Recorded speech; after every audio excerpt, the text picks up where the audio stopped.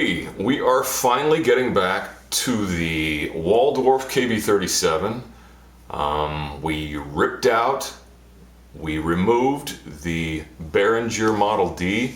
We stuck a bunch of modules in it, mostly Dreadbox stuff, and we've been playing around with it. This video is not a review, it's not tips or tidbits or hints or anything like that. It's just kind of my impression of getting a little deeper into modular and how I feel about it and what I think is cool and what is marginally bugging me at the same time. So anyway, I'm drinking a Grimbergen, that's the English pronunciation, Grimbergen for the Nederlands pronunciation, and Grimbergen for the Vlaams pronunciation. And by the way, that's all approximate because I don't speak fluent Dutch. Anyway, good beer. I drank this stuff a lot when I first moved to Europe.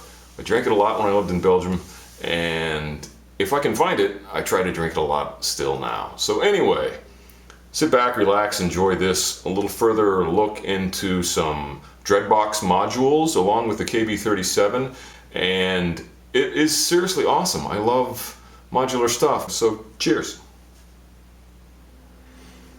Okay, we are finally coming back to the Waldorf KB37, or the Waldorf 37 keyboard controller, modular keyboard controller thing. I took out the Behringer Model D and I filled it up with stuff, so, which is pretty cool. Mostly Dreadbox stuff, so total we have 3 oscillators, 2 from the Omicron, 1 from the White Line series. I have a mixer here, we have a mult here, we have an attenuator here. Here we have 1 of 2 envelopes, ADSR. This is a Lifeforms ADSR from Pittsburgh Modular. Had to go something out of the US here for modular. I have a filter here that I'm not going to be demoing for this, but this thing has some grit. I don't think they produce it anymore. It's kind of filthy when you overdrive it. Another attenuator, VCA, envelope, White Line series, Dreadbox, another attenuator, and then 2 LFOs. And this LFO is kind of acting up. The triangle wave acts more like a saw wave, so this one acts fine though, fortunately. Let's play it. Yeah, what the hell am I still talking for, huh?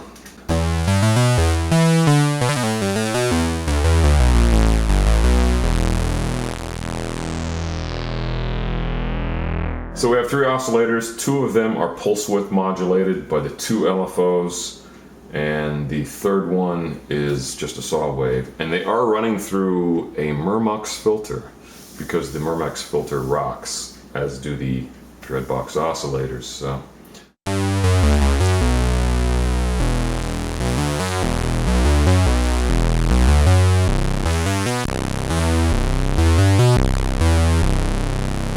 So what have I learned since I started loading all this stuff in here? It's a little more complicated than, well, I kind of knew it would be complicated, but for just getting one sound, there are more steps and more, you're involved in the whole process, a lot more than, say, even an analog synth, like that guy.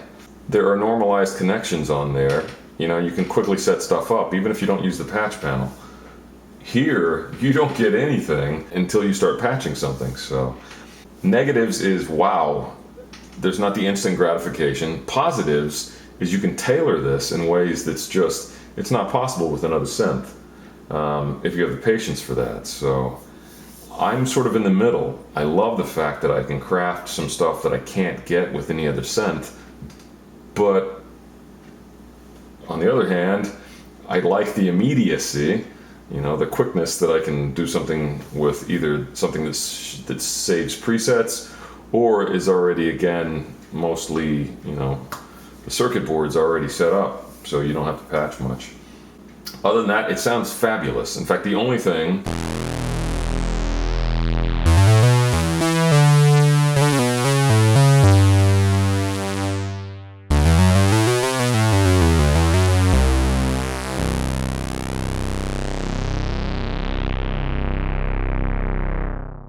only thing that I have that is probably comparable to this setup right here, with the 3 oscillators, the Murmux filter, and everything else, would be the Dreadbox Murmux 2. I have an attenuator controlling how much the ADSR affects the filter.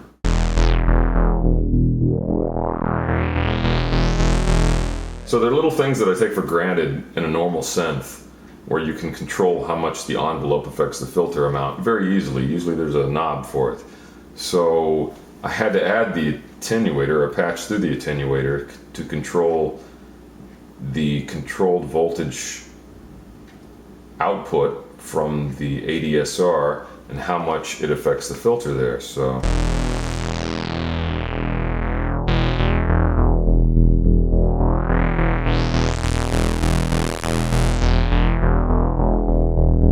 one thing that bugs me, of course, is with all these cables, extensive amount of cables here, you can't easily just get in there and get to the knobs.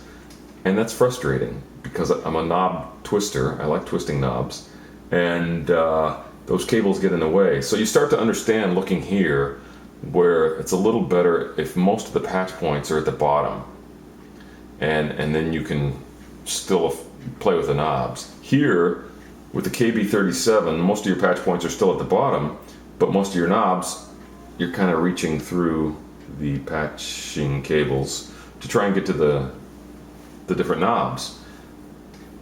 If you're crafting a sound, that's not a big deal. If you're wanting to do something on the fly, I can't imagine, and I'm sure there are some people who can, me no, using this in a live situation, because again, my live situation, I'm mostly imagining playing with a band, not doing a bunch of drone stuff or whatever.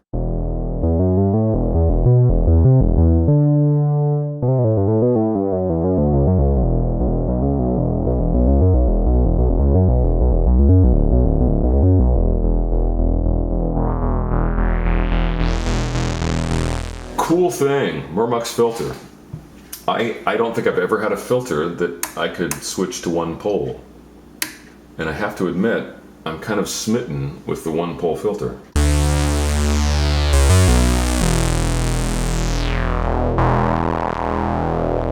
It has enough of the higher harmonics, it's almost, okay for me anyway, it's kind of like a notch filter where you still got enough of the high end range or energy that the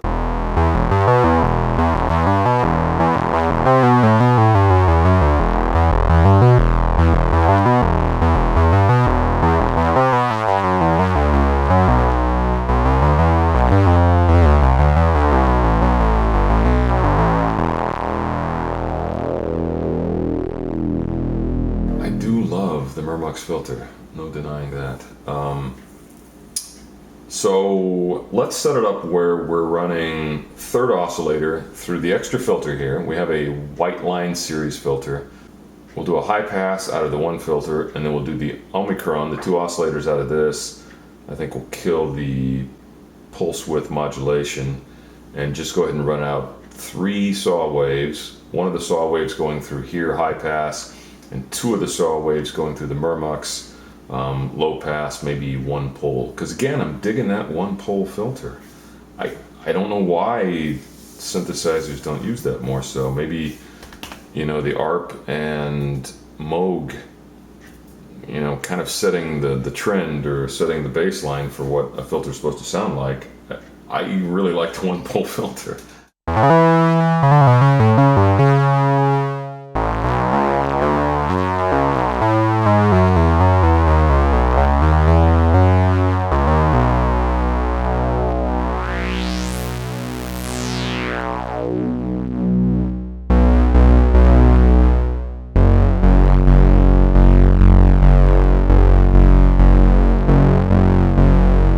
Name that tune. Okay, so let's patch this real quick. I'll be right back, okay?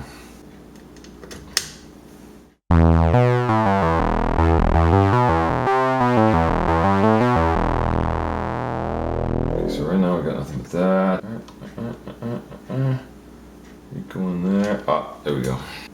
The controller cut off, right?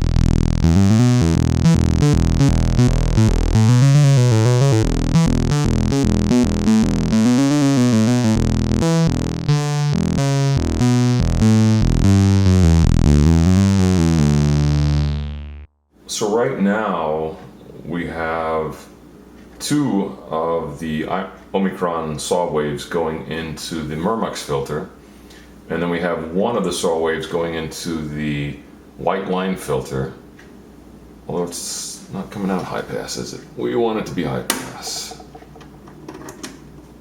Let's go ahead and set the Murmux back to 2 pole, and that's sweet. So I'm controlling the amount of the high pass white line filter with an attenuator here, and I'm also controlling the amount of the Murmux filter with another attenuator. So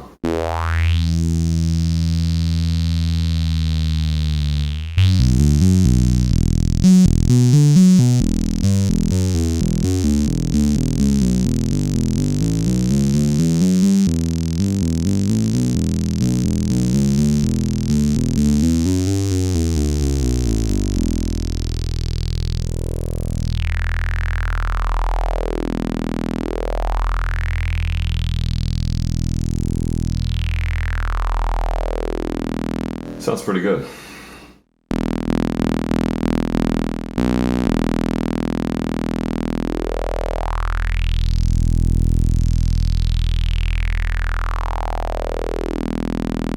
Wow, really sounds good. It's a blast. It really is. It's cool as heck to discover and dive in and start patching stuff. The other side of that is, though, if I just want to do stuff quick and get to a sound, this is more difficult to do. It takes some work to get things set up.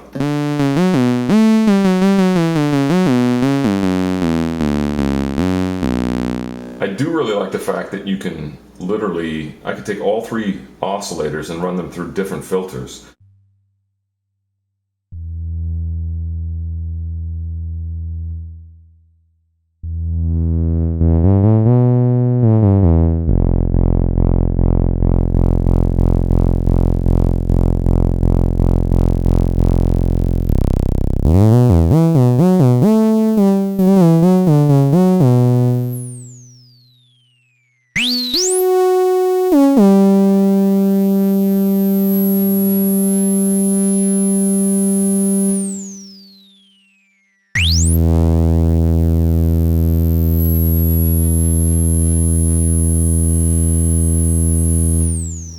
That's cool as heck. Okay, sorry, this wasn't really anything enlightening, I have to say, but I wanted to give you an update of what I'm doing with the KB37, and I am enjoying it.